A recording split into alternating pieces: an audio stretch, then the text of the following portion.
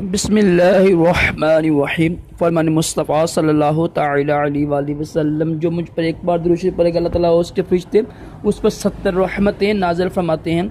सल्लु अलल हबीब सल्लल्लाहु अलैहि वसल्लम।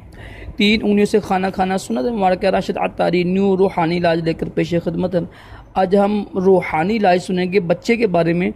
जो बच्चे मिट्टी खाती है ना, मिट्टी खाते रहते हैं हर वक्त, उनको आदत होती है, तो ये रूहानी इलाज कीजिएगा इंशाल्लाह। इसकी बरकत से वो मट्टी या मिट्टी खाना छोड़ देंगे। करना आपने ये शहद लेकर आधी चमची लेने शहद, उस पर ना अव्वल आखिर दुरूद शरीफ पढ़ के ना 21 बार सूरत कौसर पढ़कर फूक मार के ये बच्चे को खिलाया करे सुबह शाम। इंशाल्लाह वो होता है ना मिट्टी खाने की जो आदत होती है वो छूट जाएगी इंशाल्लाह। सल्लु अल हबीब।